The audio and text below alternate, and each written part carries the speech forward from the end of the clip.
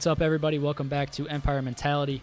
It is episode 4 with my big brother, Matt, and I wanted to ask him how he decided to handle the COVID-19 crisis for his business and his people, and not only just to get through it, but to turn it into a positive, and when this is over, how he's going to make his company stronger than it was going in.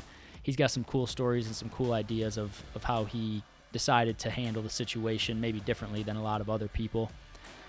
It's also interesting what we get into, because it's not just for someone that owns a business. We get into some different things that if you're an employee of a business, things that you should be doing during this time to stand out or be ready for when this is over, so you're not playing catch up after the world gets back to normal. So hope you enjoy it. It's episode 4 of Empire Mentality with my big brother, Matt.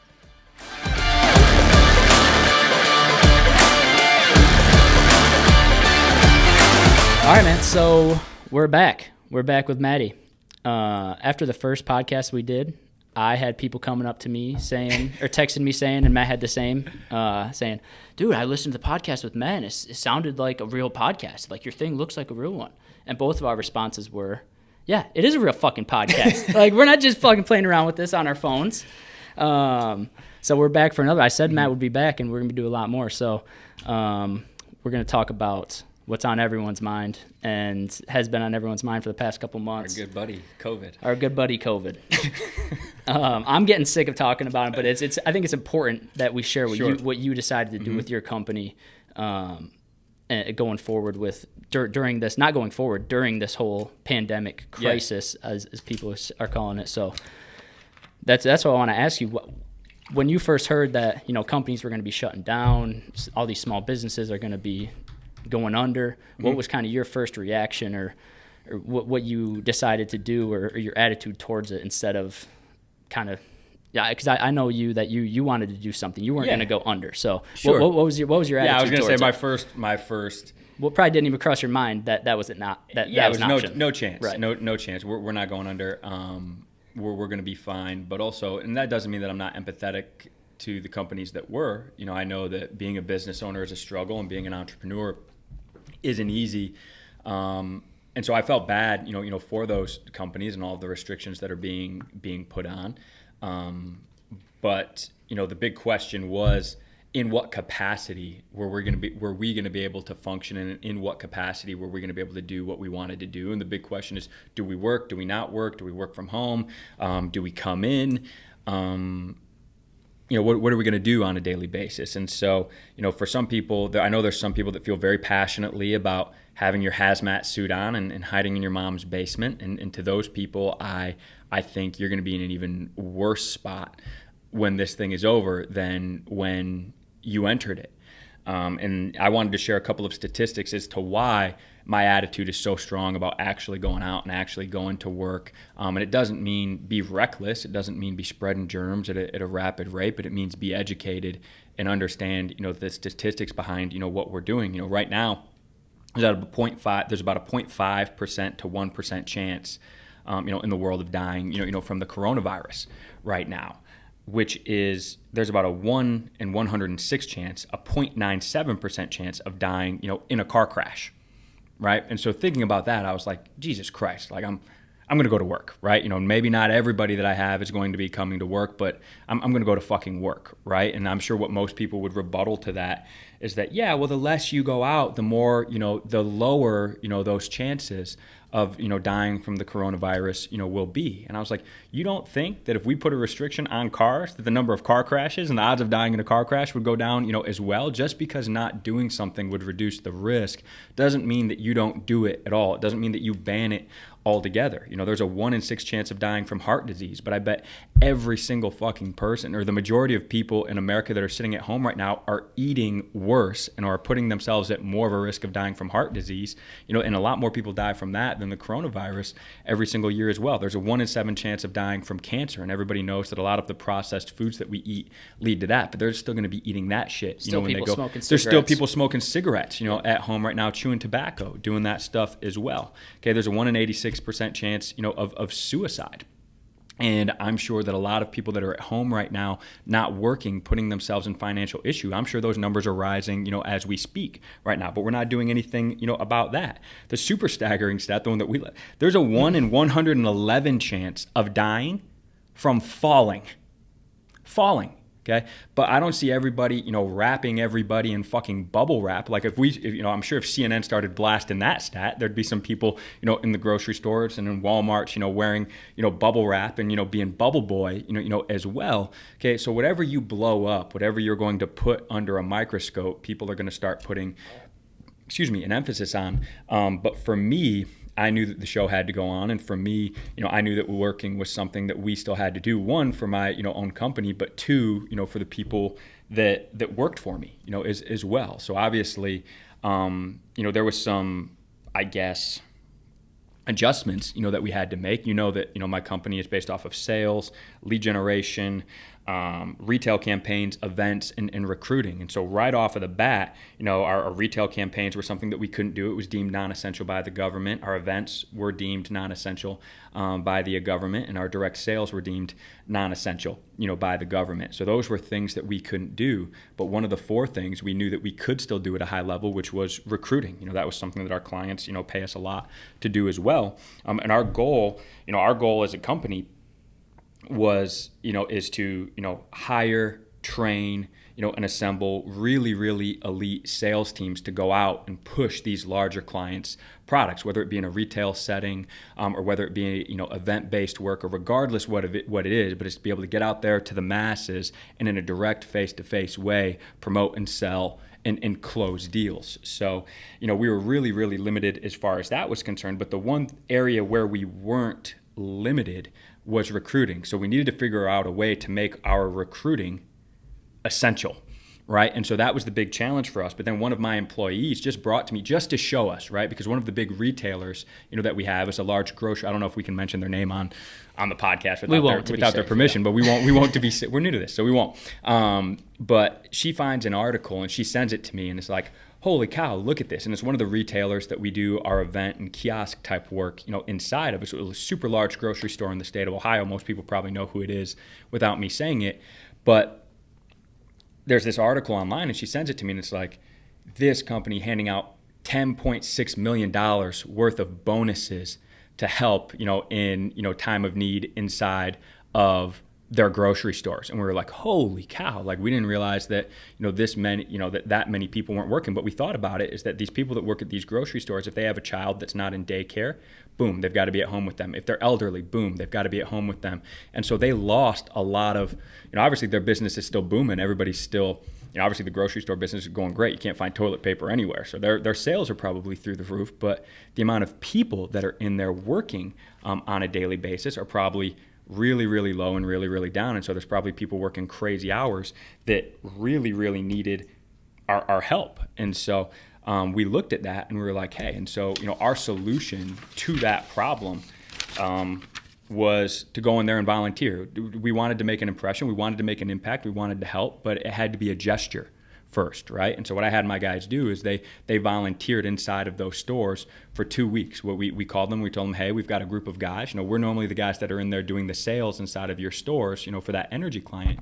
But what I would like to do is I'd like to send those guys in there. If you guys need help stocking, if you guys need help sanitizing carts, if you guys need help stocking shelves, if you guys need help doing anything inside of your store, I'm going to be sending teams of 2 or 3, to stores around the area to assist you guys with that. And they were really touched by that gesture, and it really strengthened our relationship, between them. And we did that for a 2-week time frame before the big ask, which was, hey, do you like the way that my guys are working in there? And the feedback that we got from the store managers was, we love the feedback. We love what you guys are doing in there. They're so helpful. They're so polite. They're so nice. They're so well dressed. They're doing an amazing job inside of the stores. We appreciate it a ton. And so what I told them was like, look, obviously we volunteered for the past 2 weeks, but what I was wondering is would you be willing to, because they work for my company and because they've made such a great impression, would you hire them on, full time to actually work inside of those stores, and you guys pick up the tab on that? We know that you guys are hiring right now. We know that you guys are throwing out really big bonuses. Would you guys bring these guys on full time, and obviously have it be an agreement that when the pandemic is over, your old employees come back, Okay, and my old employees come back, to me.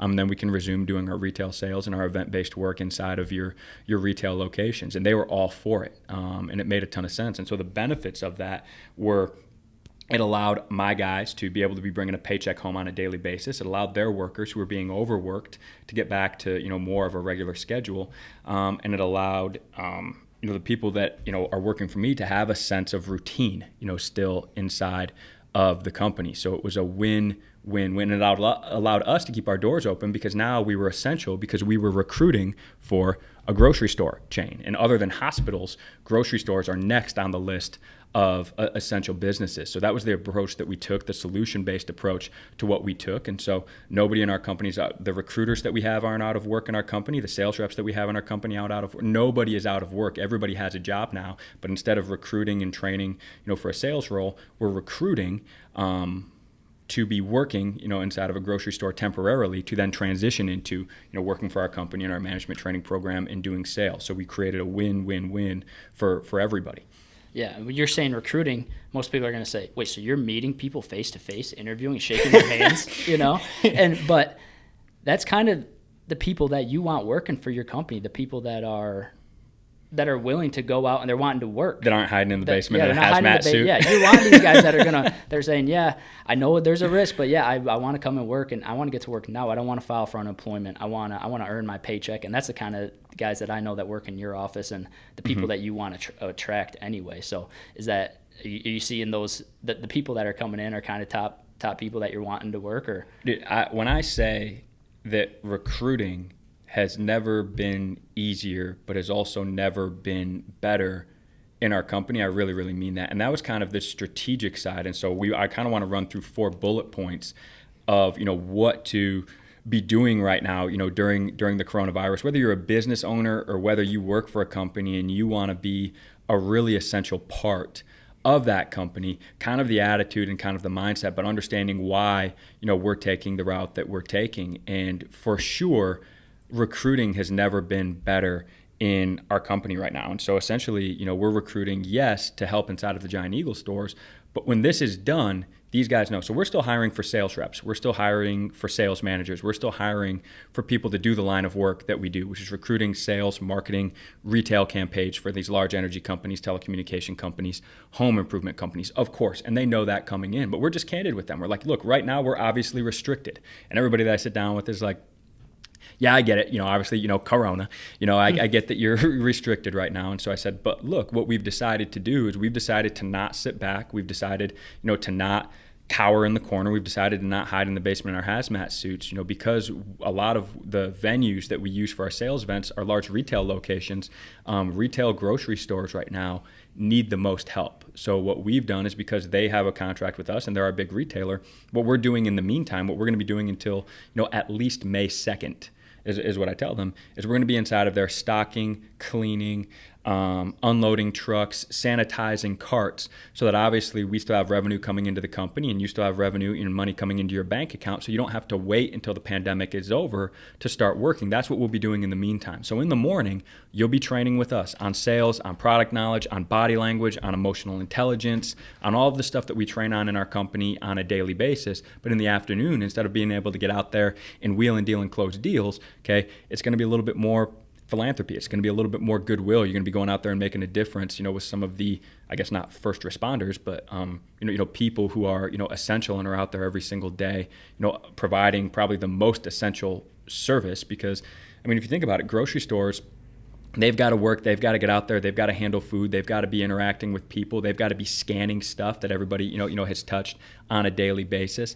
Whether they like it or not, whether people are sick or not. If you think about, hospital responders, they're dealing with people who are obviously, clearly sick, but, they're still coming in, the grocery store people are still coming in contact with a lot of people as well. So they're still doing a lot of good out there. Imagine right now with no restaurants open, if grocery stores couldn't stay open because they didn't have the employees to stay open. And so they're like, no, that makes a lot of sense. And, and kind of in the interview process, kind of how they respond to that kind of determines whether I want to hire them. or not. If they're like, oh my gosh, that's amazing, yeah, I'd love to do that, they have a much better chance of getting hired than if they're like, I don't know, right? One, it's different if they're scared, but you can tell the people that think they're too good to sanitize a cart, or they're too good to stock a shelf, or they're too good to unload, a truck. But for the vast majority of my guys, they were all about it. And so it's attracting a really not only sharp person into my company right now, but the humility, and it's attracting a really humble person into my company right now. And what I found is in, direct sales and marketing, that goes a long way. Nobody wants to sign up, or nobody wants to be sold by the cocky douchebag, right? They want to, they want to sign up and they want to be sold by somebody who's humble, and they want to sign up and they want to be sold by somebody, who is honest, and somebody who can look them in the eye, and, who's a humble guy. So that's been helping us a ton. The other reason why it's been helping is just like a lot of people don't understand that the sales industry is more recruiting than it is sales. You're looking for the most talented people so that you can have the biggest, baddest, largest sales force around. And right now, a lot of our competitors who are in the direct sales and retail sales realm that didn't take the approach that we took to become essential, right? Not only are they not selling, not only are they not doing their events, not only are they not bringing in revenue, not only are their employees just sitting at home doing nothing, or right? applying at your company, or we will fucking take them, or they'll work here, right? That's funny. And I did think of that. I just didn't want to say it out loud. but they're so not only are they not able to do that, they're not able to recruit either, right? Because they haven't found a way to become essential in this market right now. And so they're just sitting at home. And so if you want to think of it like a college football team or a college basketball team, imagine, obviously, we feel like we're pretty competitive and we're pretty good at recruiting, even if you are available. Even if you are available, we're pretty confident that we're going to get the most talented people anyway, just because of the reputation and the clients that we represent. But on top of that, imagine, just like Alabama and Clemson are pretty confident, but imagine if for an entire summer, like for some reason, Michigan and Clemson and Ohio State and USC and Oregon weren't allowed to have anybody visit their campus, but Alabama was. Like, it would be on steroids, right? And so that was something that I talked to some of my top leaders, in my office who are looking to develop teams and train teams and run locations for me, was simply this. I was like, look, there's never been a better, because of the deal that we just signed with that retailer, there has never been a better time to be recruiting uncontested against the competition. So one, we'll be training them on a daily basis, but two, we'll be recruiting for about a 60-day time frame that none of our other competitors will actually even be conducting a single interview on, either because they're too afraid to, or because just the restrictions don't allow them to. So yeah, it's allowed us to grow a ton, and it's allowed us to not only recruit at a high level and add headcount during a time when most companies are losing headcount, but to essentially have our pick of the cream of the crop. Imagine if Alabama didn't have to worry about them visiting anywhere else. They'd have all these they'd have to be picking and choosing they're only going to have so many scholarships, and they're almost to that point now anyway, right? But they would be turning away more 5 stars than they would be adding to their current roster. Right. And so that's the attitude that we took towards it with that. Yeah. And so your new guys are obviously top notch. They're great, yeah. What about the guys that are already on your team? What are you finding out about the guys and gals that are already working for your company, that have the humility to go out there and sanitize carts and unload trucks and do all that dirty work and be willing to put this time in together rather than doing their normal job, which is sales? What are you finding with those people that's stuck out to you, I guess, is the way to word it? Well, they've been great about it, and not everybody. I think when I had a meeting with my leaders first to tell them what was going on, and that's because I knew they would be excited about it. The guys who were growing in our company, and we were about to, it's on hold right now. It's definitely for sure going to happen, but we were shopping for new buildings in Akron, and we were literally just about to expand and just to pull the trigger on a building, and so. We're pumping the brakes on it because there's no point in paying rent on a building in a new location that you can't fully function out of anyway, right? So we're still going to get it, and so they were really excited about that. And their big concern, the leaders in my office, big concern was that they weren't going to be able to work at all, right? And so once we solved that problem and then told them what we were going to be doing, they were super excited. But I knew I still had to present it to the whole company, which is close to a headcount just out of this location in Ohio that I'm running. Was close to a meeting of 43 people, right? And so I had to sit down with I had them all, circle up and we had that conversation. And granted, there was 2 or 3 of them that were either actually afraid or who took advantage of it and, just didn't want to work. Maybe they're well off enough, or maybe they have somebody that they know personally that can assist them, and no judgment passed on that. But to only have 2 or 3 not work and not, take advantage of or say that they're not comfortable with it was exactly what I expected. We have a really good culture here.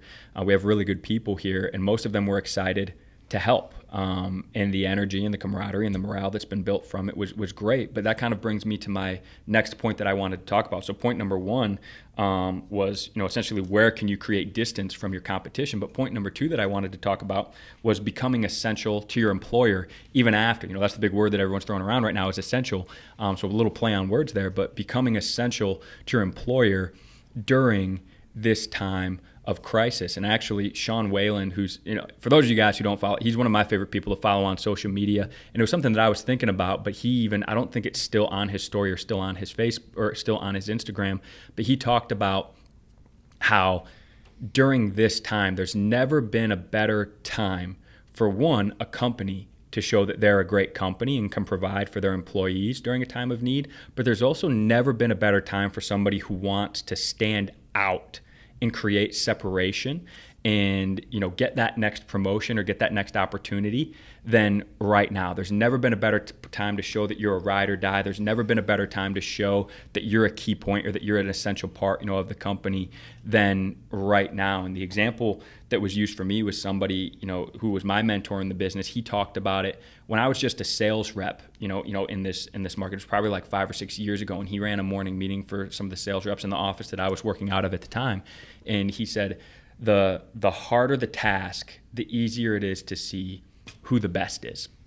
And everybody was kind of looking at him like, yeah, sure, I don't exactly know what you mean. And the example that he used is, he's like, if I lined up, and he lined up all the sales reps in the room, right? And because he was a visual guy, he was like, everybody line up against that wall, right?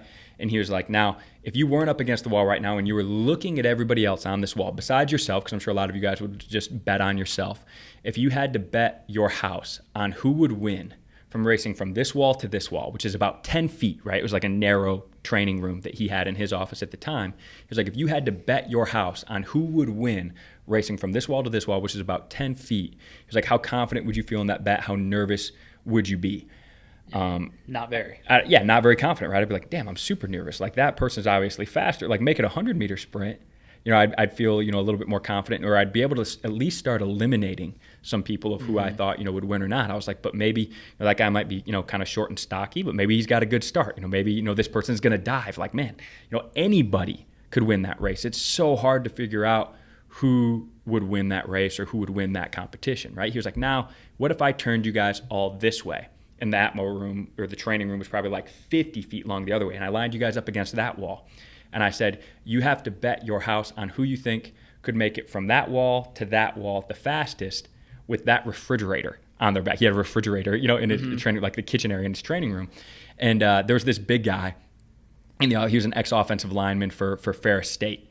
Actually, it was my office in Grand Rapids, and he's probably like 6'7", 320 pounds, and everybody was like, we'd bet our money on Tyler. His name was Tyler, right? And so we would obviously bet our money on Tyler. And he goes, see, that just goes to show why you don't stray away from tough times and why you don't stray away from tough challenges. He was like, obviously, you guys know it's cliche. Don't back down. You'll become a better version of yourself, right? Like every meme on Facebook, like every meme on the internet. He goes, but it's a fact. The harder the task, the easier it is to tell who the best is. He goes, you guys all immediately just pointed your fingers at Tyler. And there's not a single one of you guys are like, damn.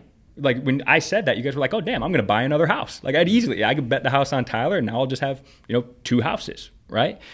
Same thing with math. When you were in first grade, it was really hard to tell who was the best at math because it was 1 + 1, 2 + 2, 3 + 3. Everybody aced that test. But by the time you made it to your senior year in high school, when you were doing trigonometry, there was those 2 girls, or the guy and the girl, or those 2 guys in the class that were brainiacs and going to U of M or going to Yale or going to Harvard. They aced every single test when everybody else was, hoping that they wouldn't, because they were ruining the curve. They were ruining the curve in the class. So, yes, I think that now more than ever, during a pandemic, during a time of crisis, during a time where a lot of people are hiding, if you're the person that's like, hey, if there's anything you need me to do, if there's anything that you need me to do, I'd like to do this, I'd like to do that. If you need me to clean the office, if, you need somebody to shadow your interviews, if you need somebody to help with the recruiting process, whatever your company does, be solution oriented, be trying to find ways to stand out right now. Just like most people had the attitude of, oh, my business is just going to shut down. Our company had the attitude of, how do we become essential? Right? That was our company's attitude. Inside of your company right now, if you own a company, you need to be finding a way to become essential. But if you're inside of that company, you need to be finding a way to become even more essential, because there's going to be big opportunity after this whole crisis is over. And it's, are you going to be able to take advantage of that or not? Yeah, I think that's important, because not everyone owns a company like you do. Most people are those worker bees, and they're being sent home. They're doing the Zoom calls, and instead of Zoom calls. I fucking hate those. They're doing those instead of their normal work, and they're it's just kind of a weird time. They're working in their jammies. They're doing whatever. Just to kind of get by. They're not going that extra mile because they don't have to. They're not being forced to. But those people that are calling their boss saying, what can I do? Can I come into the office to do anything? Even just to get out of my house for a little bit, just to show that you're a team player and be genuine about it, actually wanting to do that rather than just saying that you'll do it. Because, I mean, it just shows that you're willing to work, and that goes a long way just from listening to you talk about it. So, and it also shows that you're wanting to work now so that you are staying ready, which I think is your next point you want to talk about. If you're working right now, you're not going to have to get ready once the world gets back to normal, as they're saying. You're not going to need that 2 weeks of getting back into the swing of things, because you're working now. You're in your routine. You're simulating the workday as much as you can right now, so that you don't have to waste 2 weeks of time getting back into the swing of things. You're above. I mean, most people that listen to this are probably competitive a little bit. There's a little competition in the workplace. You're team players, obviously, but you're wanting to be a little bit above someone else that's working towards that same promotion as you. So that just shows you're 2, 3, 4 weeks above, or more ready than that other person if you're working now. Yeah. For nobody who's ever watched the Brady Six, and it's literally, the whole thing is on YouTube.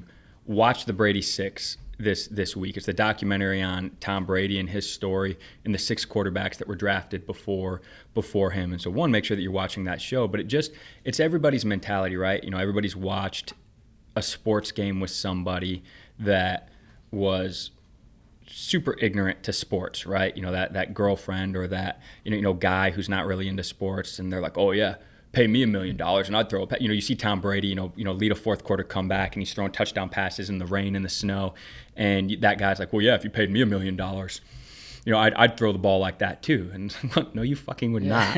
You absolutely would not. But 2, it doesn't work like that, right? Wow, he was so lucky that Drew Bledsoe got hurt, or he would have never become the starter.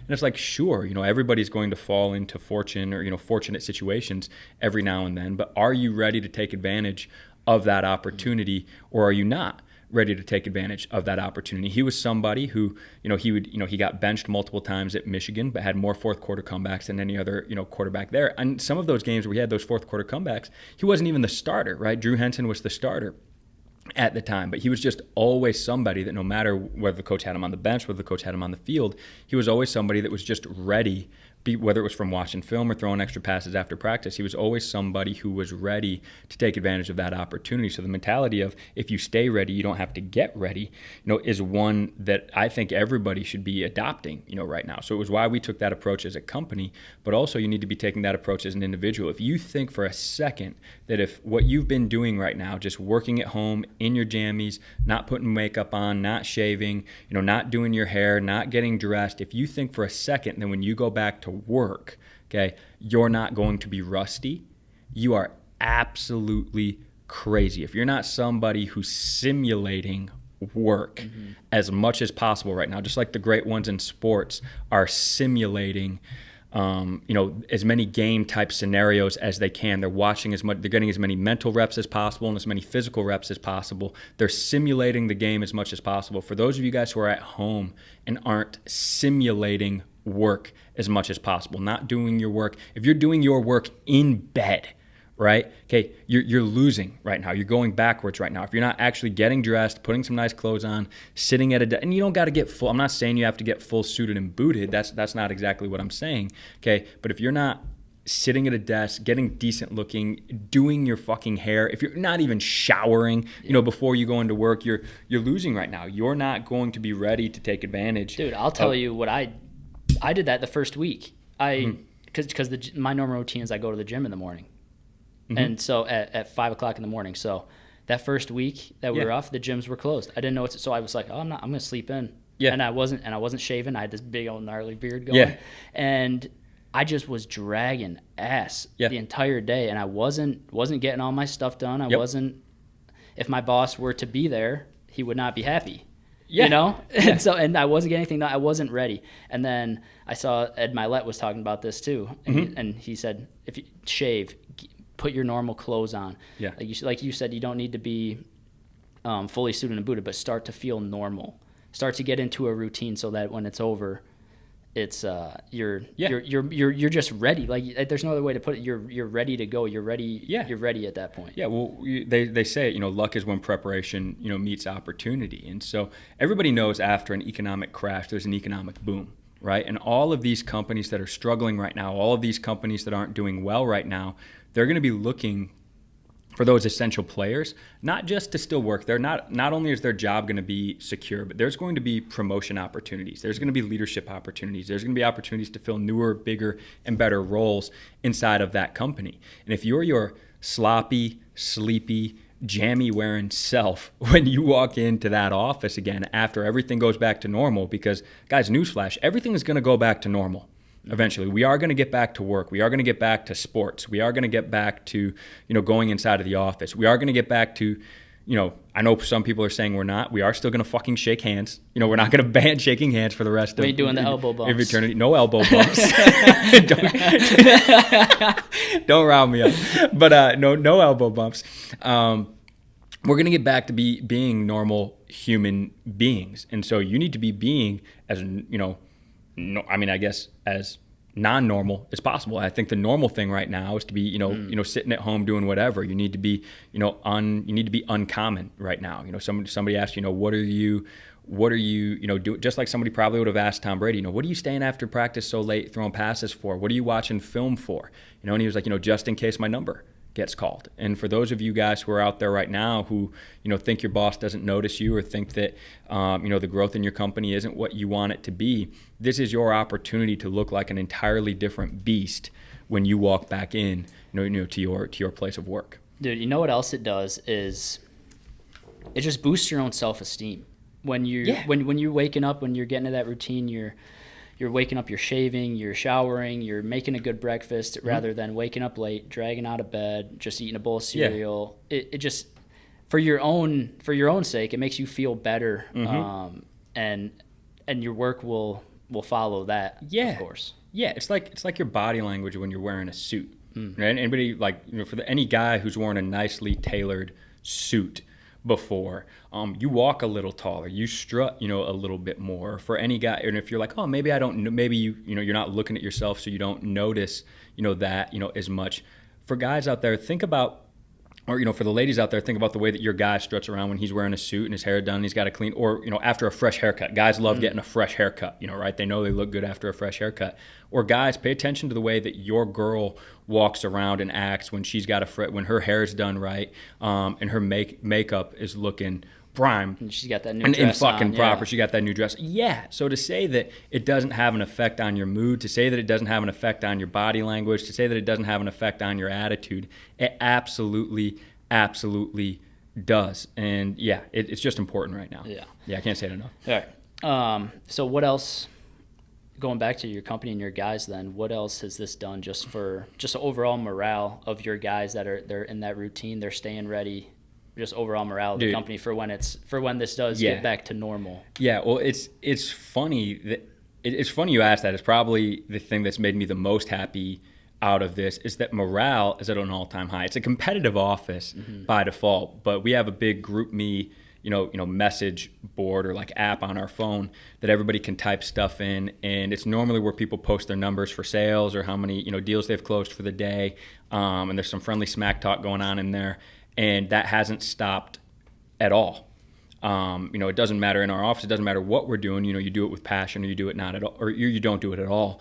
And the guys have been posting pictures. The first day in there, we were just wearing like our regular clothes, and some of the guys did a good job, and so the store managers handed them like T-shirts, to wear, and they were like, "Ooh, when we get new gear from a client, like whether it's hats or polos or stuff, the guys all get excited, and they're like, ooh, new grocery store swag, inside of the stores," and they were posting it, and people were like, "How come we didn't get any of those?" And they're like, "You must not have stocked the shelves. Better straighten up those cans, bitch." And stuff like that. And so people are talking, smack in the group me and smack in the group chat. And you can tell that because the guys are still on a normal routine, it's not the same routine, but it's similar hours, and not much has changed. They're not closing deals, but they're still building relationships with people. They're still staying sharp on a daily basis. They're still waking up on a daily basis. They're still working a normal shift. They're still active every single day. And the other thing is that, they're able to actually spend more time together than they would if they were just closing deals, by themselves or just training one other person out there, which is normally how we do, our sales inside of our company. So they're actually growing closer together.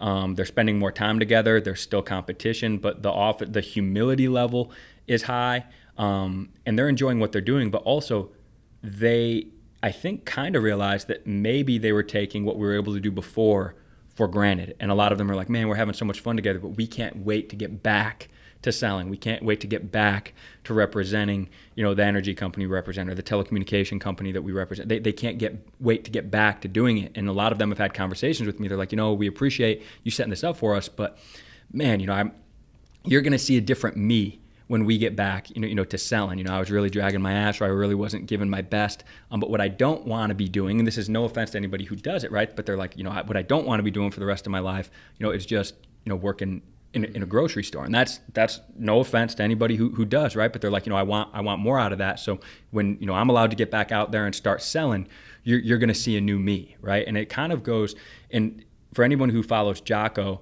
on Instagram, the ex-Navy SEAL guy, he had a great quote. And I know that you've heard it and we've talked about it before, which is camaraderie doesn't come from ice cream parties, and it doesn't come from pizza parties, and it doesn't come from time off. He was like, the things that brought us the reason why the Marines and the Navy SEALs are such a tight-knit group is because of the amount of adversity that they've overcome together. It's the people that you've gone through hell with that you're the closest with. And so what I've noticed through my guys is doing something that they're not comfortable doing something that maybe wouldn't be their ideal work environment, doing this thing that, yes, is a feel-good thing. We feel great about what we're doing. We think it's super helpful. But none of these guys, if the pandemic weren't going on, would have signed up to be baggers or sanitizers, right? And so they're doing something that's out of their comfort zone, or maybe something that they're not truly passionate about, and they're still going out there and kicking ass at it and having a great attitude about it. So it's upping their humility level, and it's bringing them together because they know, they're like, hey, this is something that we've got to get through together. But when this is done, we're going to be so strong. We're going to be so ready. Look at how many new guys we've recruited. Look at how many guys we have in the training room. Look how much our company is growing. Look how many of our competitors don't even have their doors open. There's a company that does something similar to us in the same building that we're in. Haven't seen any of them for 6 fucking weeks, right? So they know, they can physically see that they're putting in work while other people aren't putting in work. And you can see them just getting closer and closer and closer. And I couldn't agree with Jocko more. All of our competitors right now, and you see it online, right? Doing fucking, what did you call it earlier? The virtual happy hours. Virtual fucking happy hours, where people are like, and I'm not saying don't talk to your friends, right? I'm not saying don't do a Skype call with somebody if you want, but like the fucking Zoom fucking happy hours. I had a conversation with my leaders. We had a conversation about it yesterday. We're like, look, all of our competitors, right? What they're doing right now to build camaraderie is they're going to be virtually cheersing their Heineken or their Mixie, or their White Claw, via Zoom call. And we're going to be working on a daily basis. We're going to be making a difference on a daily basis. And when this rat race that we call life gets back to normal, okay, we are going to rip their fucking faces off. We're going to blow the doors off of this thing because we're going to be training on a daily basis, making a difference on a daily basis, waking up on a daily basis, shaving, putting our makeup on. We're becoming better on a daily basis while everybody else is virtually cheering their Mixie or their fucking White Claw. We're going to dominate, when this is done, and we're going to run up the score when this is done. And I think that's the difference between the people that are going to thrive during the coronavirus and the people who don't.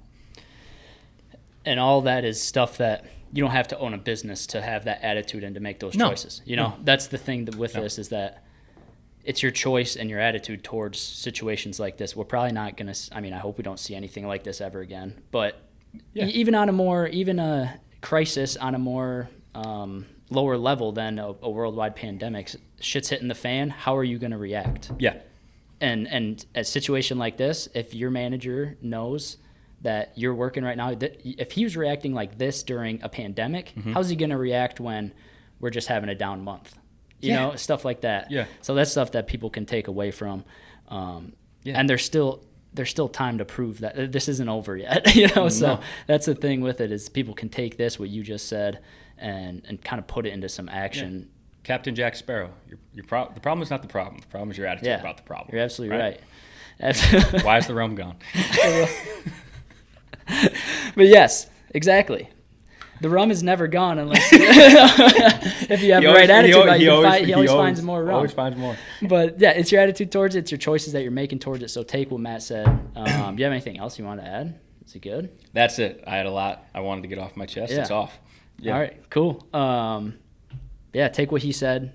Check your attitude about it. Look yourself in the mirror. Am I just going through the motions, or am I doing something that's really being productive and that's going to have me ready when life gets back to normal? So check yourself in the mirror, kind of look at your daily routine and see what you can change up and just be better. Thanks for listening today. Hope you found some value in this episode. If you did find some value in it, do me a favor and just share it with one other person that you think might need to hear this message. Maybe they'll find some value in it too. Whatever the podcast app that you're listening to this on, hit subscribe, whether it's Google Podcasts, Apple's Podcasts, Spotify, or maybe you're watching on YouTube. Hit subscribe. If you are not already following us on social media, it is at The Empire Mentality on Instagram, Facebook, LinkedIn, Twitter, TikTok. I post some of the videos from past episodes. That's how you can just stay connected. That's also how you know when new episodes are dropping. So follow on there, subscribe on the podcast apps. This is just getting started. Appreciate you listening. Appreciate the support. This is Empire Mentality.